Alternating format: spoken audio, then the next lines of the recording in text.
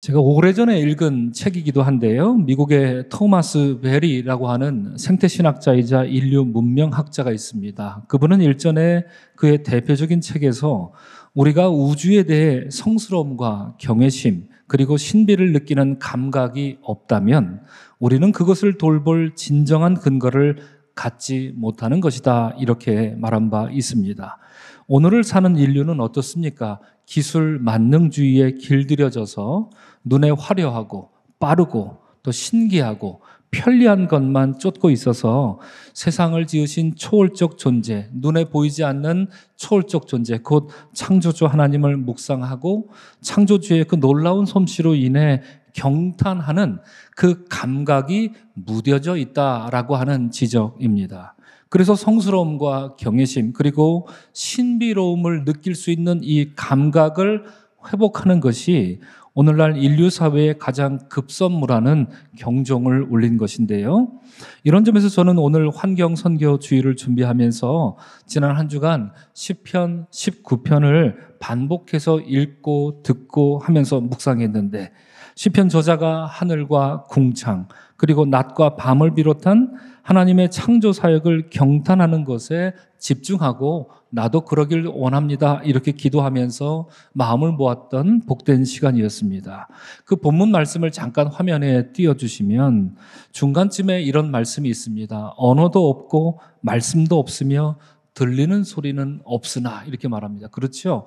하늘을 바라보면 거기에 누가 뭐라고 언어로 이렇게 써 있는 건 아무것도 없습니다. 거기서 실제적으로 하나님 목소리가 이렇게 들리고 그러지 않습니다. 하나님 말씀이 없는 것 같습니다. 그러나 깊이 묵상하면 이어서 말하는 것처럼 그의 소리가 온 땅에 통하는구나. 그렇구나. 창조주 하나님 말씀이 세상 끝까지 이루고 있구나라는 것을 오직 묵상하는 자만이 오직 그걸 보고 경탄할 수 있는 자만이 이것을 깨달을 수 있다. 시편 기자는 우리에게 말하고 있는 것이지요.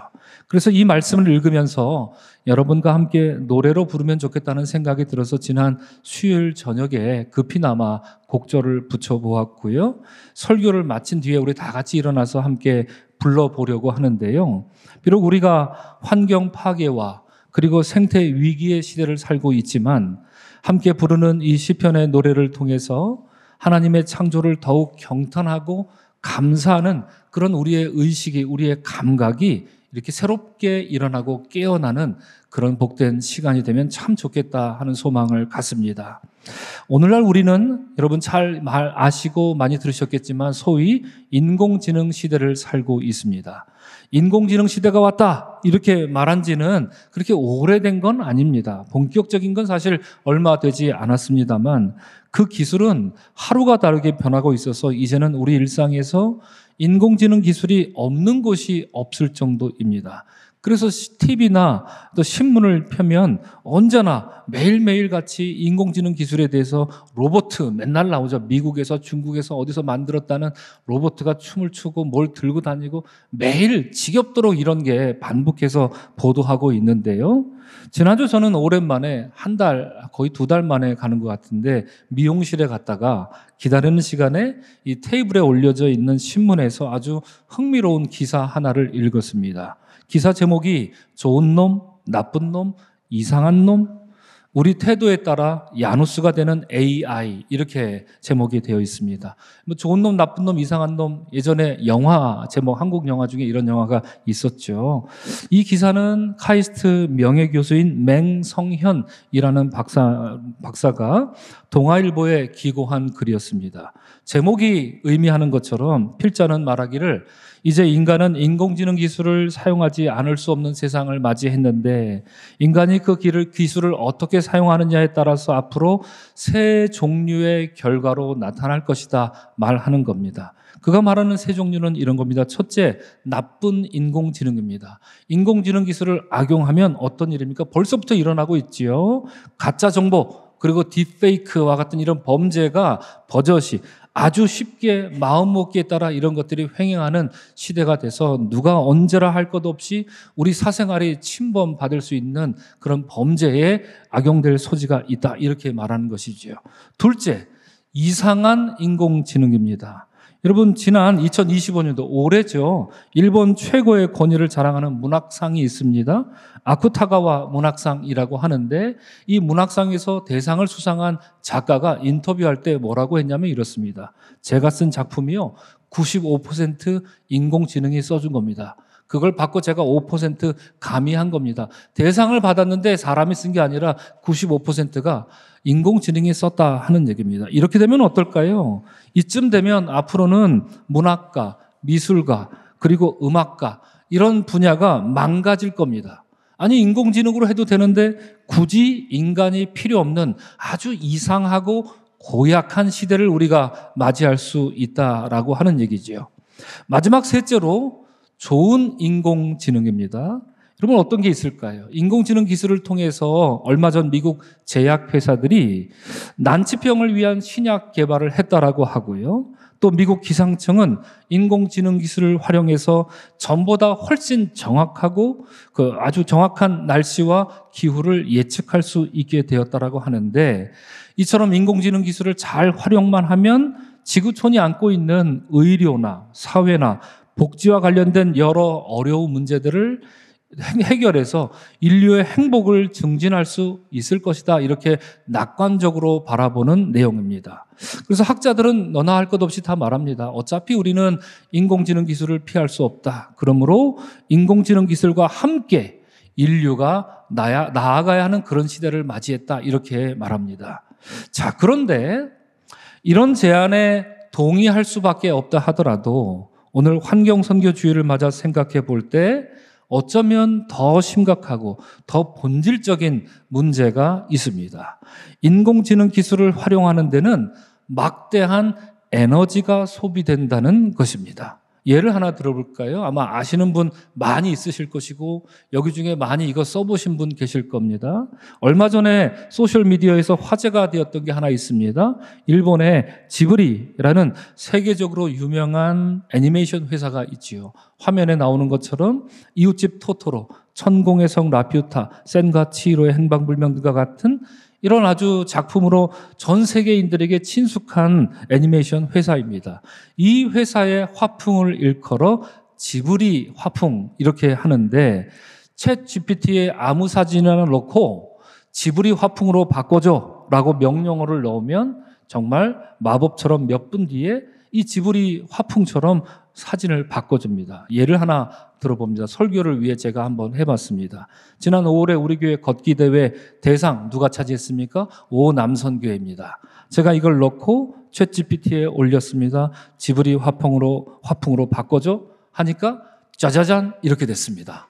예, 아주 현실 세계에 멋지고 잘생긴 남성들이 일본 애니메이션의 주인공 송윤광, 김민호, 안영남, 안성근, 우리 한성근 집사님 위해서 여러분 기도해 주시기 바랍니다. 오늘 수술 때문에 오늘 예배를 못 오셨는데, 윤사무엘 어디 계십니까? 저기 계시죠? 예.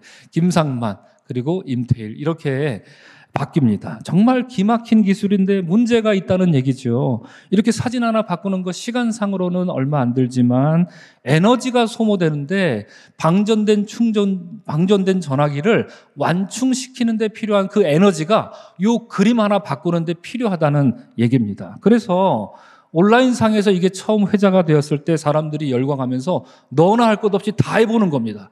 해보고 마음에 안 들면 또 바꿔요. 조금 젊게 바꿔줘. 이렇게 막 바꾸면서 계속 하는 겁니다. 그래서 어떻게 됐을까요? 이 서비스를 제공하는 회사 오픈 AI CPU가 정지될 만큼 막대한 전력이 소모됐다고 합니다. 통계를 보면 여러분, 미국의 지난 2022년, 지금부터 3년 전 전력 수요량이 1년 뒤인 2023년에 2배로 늘었답니다. 여러분, 전력 수요량이. 말도 안 되죠. 그런데 왜 늘었냐 봤더니 인공지능 확산 때문에 그랬다, 이렇게 통계를 말합니다. 그래서 작년에 보도된 어느 잡지에서는 이렇게 기사가 말하는데, 인공지능의 발전이 예상치 못한 문제를 낳고 있다. 바로 과도한 전기 소비량과 그로 인한 탄소 배출이다. 전기 먹는 하마의 시대에서는 다시 원전의 시대로 되돌아갈 수밖에 없다는 점이다. 이렇게 말합니다. 그렇습니다, 여러분. 전문가들은 핵발전소가 없으면 인공지능 기술을 앞으로 충당할 수 없다. 이렇게 못 박아 말합니다. 이런 이유로 지난 5월 24일입니다. 제가 미국 백악관 홈페이지를 찾아가서 트럼프 대통령이 내린 행정명령들을 찾아봤습니다. 그랬더니 5월 24일에 트럼프 대통령은 2050년까지 원자력 발전 용량을 현재 수준에서 4배로 확대하겠다. 이렇게 행정명령을 내렸던 게 지금 백악관에 그렇게 써 있습니다. 우리말로 옮겨보면 이렇게 적혀 있습니다. 그래서 이 시간에 여러분과 제가 무슨 핵발전소의 안전성에 대해서 나누고자 하는 게 아닙니다. 그것에 대해서 제가 무슨 말할 전문적인 지식이 없습니다. 이렇게도 볼 수 있고 저렇게도 볼 수 있는데, 그렇다고 여러분들께 그러니까 인공지능 기술을 사용하지 맙시다 이런 말을 드리는 것도 아닙니다. 많은 사람들이 말하듯이 이미 인류는 인공지능 시대에 들어섰습니다. 그 길을 피한다고 피할 게 아닙니다. 정말 피하려면 산속에 들어가서 혼자 살면 될 수는 있겠지요. 그렇다고 잘 사용하기만 하면 됩니다. 이런 낙관적인 말씀을 드리지도 못합니다. 저로서는 과연 인간이 인공지능을 통제할 수 있을까? 이것에 대해 저는 굉장히 회의적인 사람이고요. 비관적인 생각을 하는 사람 중에 목사 중에 하나이기 때문입니다. 다만 얼마 전 우리 김근택 시인이 계시죠. 그분이 어느 책에서 이렇게 말합니다. 유한의 지구에 무한의 욕망이 출렁거리고 있다. 이 시대를 향하여서 이런 말을 합니다. 그렇죠? 지구는 요렇게 요만한데 요 안에 있는 인간의 욕망은 무한, 우주만큼의 욕망을 인간이 지니고 있다. 그러니 여러분, 이 지구가 어떻게 되겠습니까? 지구는 요만한데 인간의 욕망은 우주만해요. 그러면 이 지구가 어떻게 되겠습니까? 이렇게 말하면서 모든 면에서 탐욕을 부추기고 있는 우리 시대의 이 지구의 절망과 비극에 대해서 여러분들과 잠깐 이야기를 나누고자 합니다. 또한 캐나다의 어느 심리학자가 이런 말을 했습니다. 지구온난화를 최소함과 동시에 경제적 성과를 최대화하는 방법이 있을까요? 없을까요? 없습니다. 예. 지구온난화를 최소화하면 경제발전 안 됩니다. 예. 경제발전을 좀 멈춰야 지구온난화가 좀 해결이 좀 되죠. 언제 그렇습니까? 지난 코로나 때 그러지 않았습니까? 그런데 어떻게 그렇습니까? 여러분, 경제 발전을 안 하겠다. 이런 정부 살아남을 수 있을까요? 살아남을 수가 없죠. 그러므로 지구는 너나 할 것 없이 경제를 발전시키고 계속 이렇게 욕망을 부추기고 있죠. 그러면 지구는 점점 황폐해가는 건 자명한 일이다 하는 것이죠. 그렇기 때문에 이러자니 저걸 못하고요. 저러자니 이걸 못하는, 그래서 이것도 저것도 포기할 수 없고 양다리 걸치고 있다 보니 정작 아무것도 못하는 우리 시대의 무기력감에 대해서 나눠보고자 합니다. 우리가 직면한 이러한 절망과 비극 그리고 무기력감의 문제로 인해 저는 여러분과 함께 성경이 들려주는 2600년 전의 지혜를 잠깐 빌려오고자 합니다. 그것은 오늘 함께 읽은 예레미야 29장과 32장에 나오는 하나님의 말씀입니다. 두 개의 본문을 읽었지만 배경은 같은데요. 이스라엘 역사에 있어서 가장 고통스러운 절망, 가장 참혹한 역사라 할 수 있는 바벨론 포로기가 그 배경이 됩니다.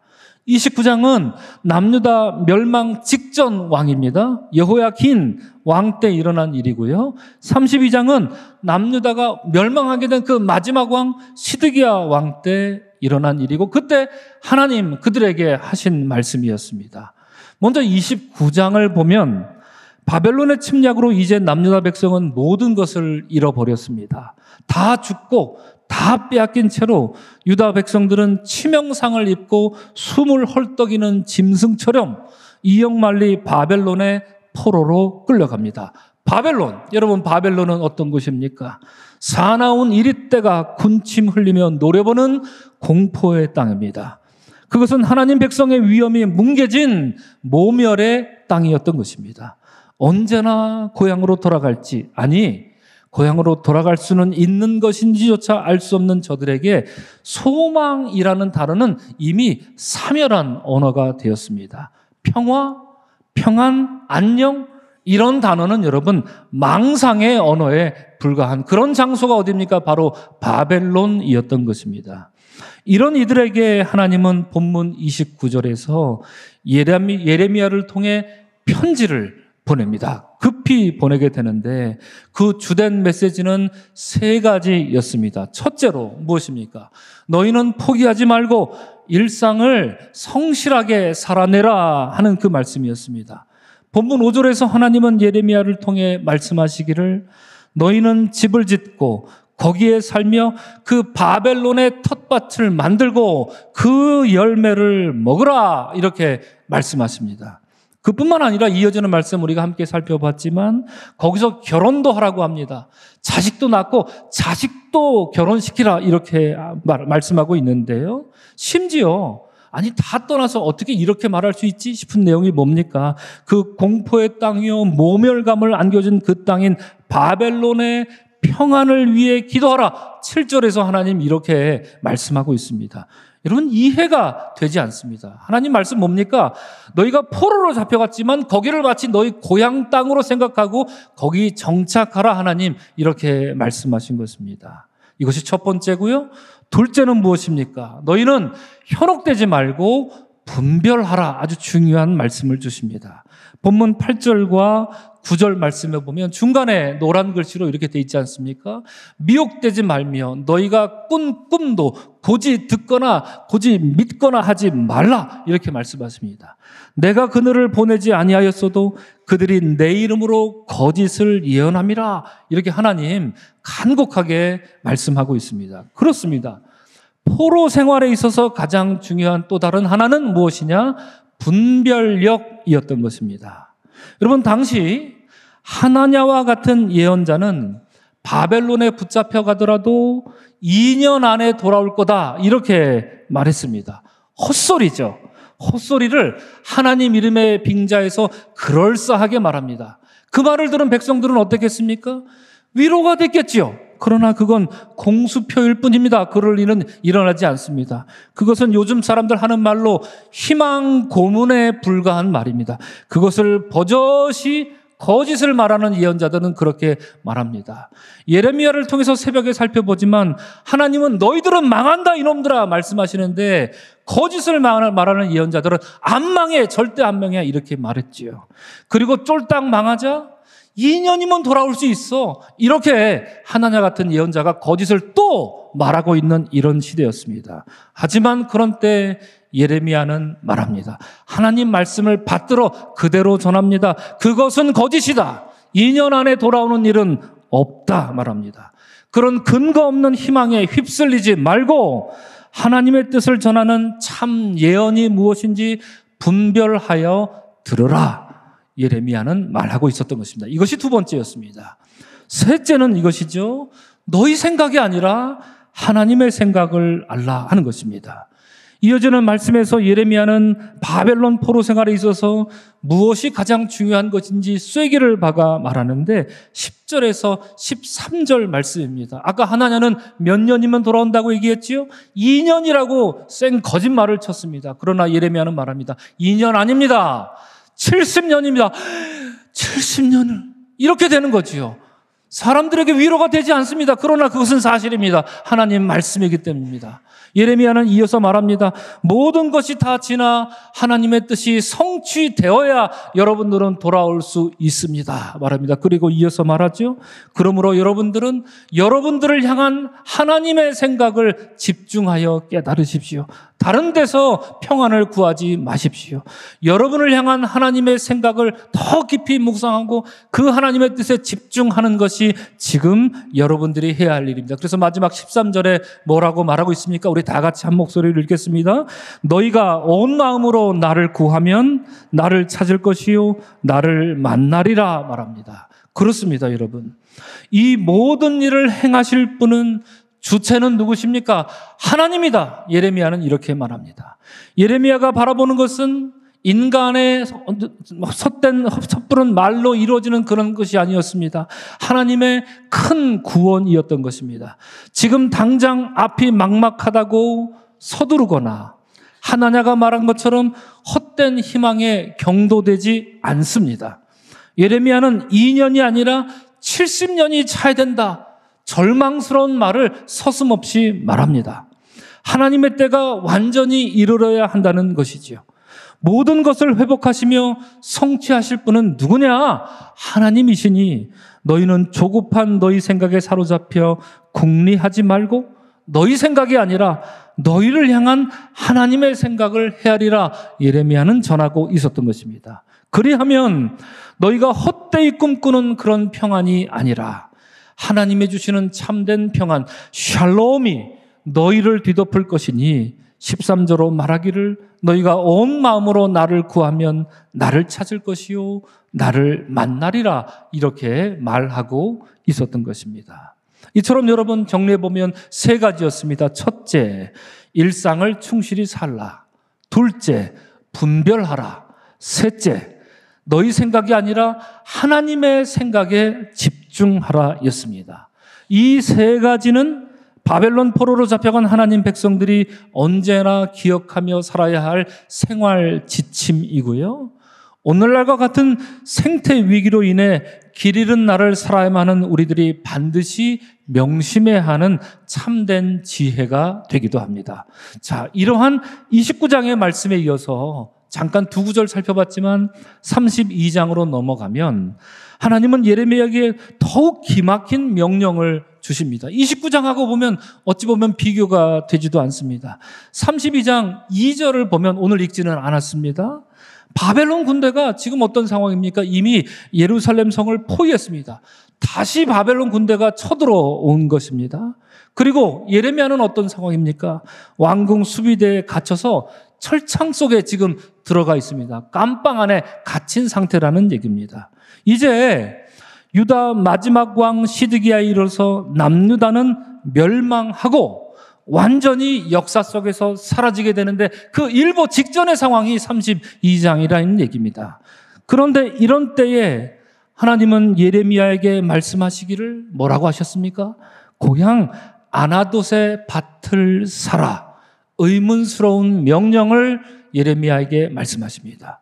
아니 여러분, 며칠 지나면 이제 바벨론에게 완전히 멸망하고 황폐해지고 빼앗겨 버릴 땅, 그 땅을 사라는 하나님의 명령 앞에 여러분이라면 어떻게 하시겠습니까?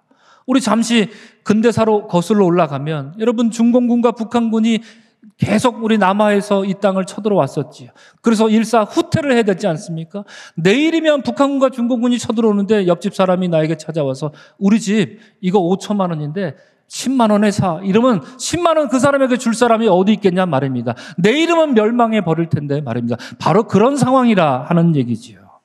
본문 7절을 우리 새 한글 성경 버전으로 함께 읽어보면 이렇게 말합니다. 보라, 하나멜은 너희 아버지의 형제인 살룸의 아들이다. 그가 너한테 와서 아나돗에 있는 밭을 사라고 할 것이다. 그 밭을 사서 되찾을 권리가 너한테 있기 때문이라고 너희 숙부가 말할 거다. 그러면 어떡하라? 그 밭을 사라. 이렇게 하나님 말씀하시는 겁니다. 자세히 다 이걸 설명해 드릴 수는 없는데요. 새벽 시간에 좀 나누도록 하겠습니다만 상황을 보니 이런 겁니다. 예레미야의 숙부 하나멜이라는 사람이 감옥에 갇혀 있는 이 불쌍하기 이를 데 없는 예레미야 면회를 찾아온 겁니다. 면회 온 숙부라는 자가 한다는 소리가 이보게 예레미야, 어이 조카, 고향 땅 아나돗에 밭이 아주 좋은 게 있는데 그것 좀 살래? 이렇게 말하는 거죠. 그 밭에 대한 권리가 따지고 보니 예레미야 너한테 있는 것 같아. 평상시에는 예레미야 거들떠보지도 않고 무시하던 그 예레미야인데 이런 상황에 처하자 성급히 찾아와서 예레미야에게 그 권리가 자네한테 있었네, 조카한테, 이렇게 속이며 말하는 것입니다. 이 무슨 뚱딴지 같은 소리란 말입니까? 이것은 여러 가지 이유에서 말이 안 되는 헛소리입니다. 첫째, 이스라엘 백성들은 여러분 원래 이런 밭이나 땅이나 이런 것을 매매하지 않습니다. 왜 그렇습니까? 땅은 하나님께 속한 것이기 때문에 그렇지요. 둘째, 감옥 안에 갇혀 있는 예레미야가 풀려날 가능성이 얼마나 되겠습니까? 100% 중에 얼마나 되겠습니까? 거의 가망이 없습니다. 그걸 잘 아는 조카에게 고향에서부터 찾아온 숙부라는 자가 그 탐욕스러움을 그대로 예레미야에게 말하고 있는 장면 아니겠습니까? 셋째로, 예레미야는 다 떠나서 이 재산을 받는다 해도, 이걸 산다고 해도 이걸 물려줄 후손이 없습니다. 예레미야 16장에서 하나님 예레미야에게 너는 장가들지 말라 이렇게 말씀하셨거든요. 그런 예레미야에게, 그것도 감옥에 갇힌 이 불쌍한 조카에게 찾아와서 숙부라는 자가 찾아와서 한다는 소리가 밭의 권리가 너에게 있다 이렇게 말하는 것은 예레미야를 조롱하고 2번 죽이고 3번 죽이는 그런 못된 숙부의 모습이 아닐 수 없습니다. 넷째, 여러분, 다 떠나서, 이런 거 다 떠났어요.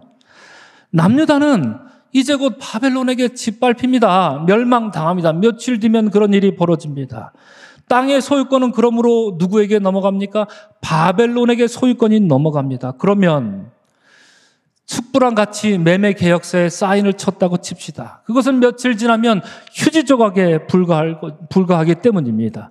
이런 상황에서 아나돗의 밭을 사라는 말은 숙부가 조카에게 할 말은 아니었던 겁니다. 사랑하는 성도 여러분, 오늘 함께 읽지는 않았지만 여기서 이어지는 말씀 여러분 집에 가셔서 한번 읽어보시기 바랍니다. 그러면 예레미야는 어떻게 했을까요? 그 밭을 삽니까? 안 삽니까? 이 불합리한 상황에서 미워 죽이고 싶을 것만 같은 숙부가 와서 그런 말을 하는데 그 밭을 삽니다. 왜 삽니까? 하나님 말씀하셨기 때문에 사는 겁니다. 앞서 29장에서 바벨론 포로로 잡혀간 하나님의 백성들에게 예레미야는 현실적이지 못한 아주 비현실적인 말로 예언을 했더니 이제 32장에서는 자신이 현실적이지 못한, 비현실적이지 못한 아주 어리석은 선택을 하고 있습니다. 이처럼 현실적이지 못하고 한편으로는 어리석게만 보이는 예레미야의 모습이 오늘 설교 제목에서처럼 29장에서는 바벨론의 밭으로 상징되더니 32장에서는 아나돗의 밭으로 상징됩니다. 그러나 하나님은 이렇게 말씀하십니다. 너희는 바벨론의 밭을 가꿔라 말씀하셨고요. 너는 아나돗의 밭을 사라 이렇게 하나님 말씀하셨습니다. 그렇습니다. 이후의 말씀을 읽어보면 예레미야는 어디서 났을 줄 모른 은 17세계를 주고 숙부 하나멜의 말에 속아 넘어가 줍니다. 숙부의 말대로 매매 계약서를 작성하더니 그것을 법에 따라 봉인합니다. 그리고 옹기에 담아서 오랫동안 보존하라고 이렇게 말합니다. 그리고 이후로 예레미야는 숨죽이면서 하나님의 언약이 성취될 그날을 기다리고 있었던 것입니다. 오늘 이 예배에 나오신 사랑하는 성도 여러분, 오늘 환경선교주의를 맞이하는 우리에게 이런 예레미야는 무엇을 말하고 있습니까? 오늘날 인류가 처한 생태 파괴와 위기의 상황에서 우리는 무엇을 해야 하겠습니까? 무엇을 할 수 있습니까? 우리 시대를 생각하면 할수록 여러분, 우리가 할 수 있는 일은 많지 않습니다. 여러분, 이 시간 어떤 날입니까? 오늘 환경선교주일입니다. 무려, 그죠? 그래서 이 시간을 빌어서 여러분들에게 저는 지금 환경에 대해서 각성하고 지구 환경을 좀 지킵시다라는 말씀을 나누는 이 시간에도 우리는 불을 켜고 에어컨을 키면서 탄소를 배출하고 있습니다. 얼마나 모순입니까? 그렇죠? 우리의 삶이 그렇습니다. 주일에 함께 애찬을 나누면서 우리가 나누고 있는 운동이 뭐가 있습니까? 잔반 줄이기 운동. 그래서 이 명찰 잔반장 보셨습니까? 잔반장이 여러분들 언제나 뚫어져라 이렇게 쳐다보고 있습니다. 운동을 하고 있고요. 일회용컵 자제 운동을 벌이고 있긴 하지만 그런다고 지구를 구할 수 있을 것 같지는 않습니다. 잔반 줄인다고 우리가 갑자기 독수리 오형제가 되지는 않습니다. 우리의 작은 노력은 그야말로 미미한 노력에 불과해서 거대한 생태 파괴의 흐름을 막을 것 같지 않습니다. 그저 자칫 잘못하면 우리가 이거 했다? 그래서 자기 만족하고 우리 이거 캠페인 했다? 우리 교회 어디 가서 자랑하고 이런 것에 만족하고 끝나버릴지도 모를 일이기도 합니다. 그것은 어쩌면 여러분 바벨론의 밭을 가는 무모한 일일 수도 있습니다. 헛수고일 수도 있습니다. 그것은 어쩌면 아나돗의 밭을 사는 허탄한 일처럼 여겨질 수도 있을 것입니다. 하지만 그렇더라도 여러분, 우리의 작은 노력이 설사 아무런 효력 없는 것으로 보일지라도 우리는 마땅히 해야 할 일을 합니다. 때로는 잔반을 남기게 되지요. 오늘 점심 때 한번 두고 보겠습니다. 남길 분 또 있을 것입니다. 그래서 좀 곤혹스럽습니다. 그래도 우리는 잔반 남기지 맙시다라는 말을 해야 한다는 얘기입니다. 때로는 일회용기에 담겨오는 그 음식 주문해서 먹을 때 있지 않습니까? 저도 그럴 때 있습니다. 그렇지만 우리는 일회용품 절제합시다라는 운동을 멈춰서는 안 됩니다. 끊임없이 말해야 합니다. 그래서 우리의 방향성이 이쪽이 아니라 저쪽으로 갈 수 있도록 끝없이 서로 비난하자는 얘기가 아니라 서로를 격려하면서 방향을 바꿔 나가야 합니다. 그러면서 우리 안에 모순을 발견하지요. 앞서 말씀드린 것처럼 환경 보호합시다라는 말을 하는 이 순간 우리가 뿜어내는 탄소가 얼마나 많습니까? 우리 안에 모순을 있는 그대로 액면 그대로 바라봐야 합니다. 우리 안에 있는 인간의 탐욕을 바라봐야 합니다. 지구는 요만한데 인간의 탐욕은 우주를 뚫을 지경이니 말입니다. 우리의 탐욕을 바라볼 수 있어야 합니다. 그리고 우리의 어리석음을 가감없이 하나님께 고백할 수 있어야 합니다. 물론 이런 일로 우리가 죽어가는 지구 환경을 바꿀 수는 없습니다. 그러나 그럴 수는 없다 하더라도 지구를 염려하고 지구 환경을 염려하고 그 지구를 만드신 이 땅을 만드신 하나님의 마음을 조금이라도 공감할 수 있게 되지 않겠습니까? 지구를 염려하고 사랑하는 우리의 마음과 우리의 모습과 우리의 태도가 점차로 조금씩이라도 바뀔 수 있지 않겠습니까? 앞서 제가 설교 초두에 소개했던 미국의 생태신학자 토마스 베리는 그의 다른 저서에서 이런 말을 하기도 했습니다. 지구는 중병에 걸려 있습니다. 살아있는 행성 지구는 치료가 필요합니다. 우리에게 필요한 것은 지구가 우리에게 들려주는 이야기에 귀 기울일 수 있는 능력입니다. 이렇게 말했습니다. 굉장히 중요한 메시지고 이 메시지 하나로 생태운동의 방향이 바뀐 아주 명언 중에 명언입니다. 사랑하는 성도 여러분, 우리의 작은 행동이 죽어가는 지구에 커다란 영향을 끼칠 수는 없지만 아파하는 지구 환경을 조금이라도 더 사랑할 수는 있을 것입니다. 잔반을 줄이고 일회용품을 절제하는 일이 중병에 걸린 지구를 위한 치료자가 되지는 않습니다. 그러나 그런 일들이 아파하는 지구를 조금 더 부둥켜 안을 수 있는 일은 됩니다. 지구가 우리에게 들려주는 이야기에 조금 더 귀를 기울일 수 있는 능력을 키워주는 그런 일은 됩니다.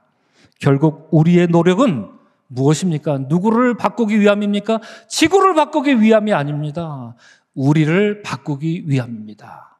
아무렇게나 먹고 그냥 쓰레기 내던지는 그런 우리의 식습관, 아무렇지 않게 일회용을 남용하는 식습관을 바꾸는 그런 우리의 변화가 시급한 때이기 마련입니다. 사랑하는 성도 여러분, 이를 위해 기꺼이 바벨론의 밭을 가꾸고 아나돗의 밭을 사는 여러분들이 되시기를 바랍니다. 한낱 연약한 인간으로서 우리가 운명의 수레바퀴를 멈출 수는 없지만 수레바퀴를 돌리시는 하나님께 기도는 할 수 있습니다. 너희가 온 마음으로 하나님을 구하면 하나님을 찾을 것이요 하나님을 만나리라 예언했던 예레미야처럼 말입니다. 오늘 함께 읽지는 않았지만 이 모든 일의 결국에 대해서 예레미야서 32장 15절은 이렇게 말합니다. 우리 다 같이 화면을 보시고 함께 읽겠습니다. 만군의 여호와 이스라엘의 하나님께서 이와 같이 말씀하시니라. 사람이 이 땅에서 집과 밭과 포도원을 다시 사게 되리라 말씀하십니다. 그렇습니다. 결국 모든 일을 진행하시고 이루실 분은 사람이 아닙니다. 하나님이십니다.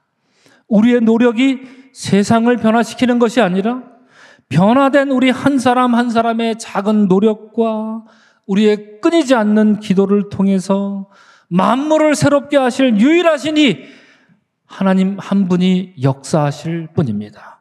이러한 믿음과 소망을 품고 하나님이 친히 행하실 일을 기대하면서 바벨론의 밭을 가꾸고 아나돗의 밭을 사는 일을 굽힘없이 정진하는 여러분 모두가 되시기를 주님의 이름으로 간절히 축원합니다.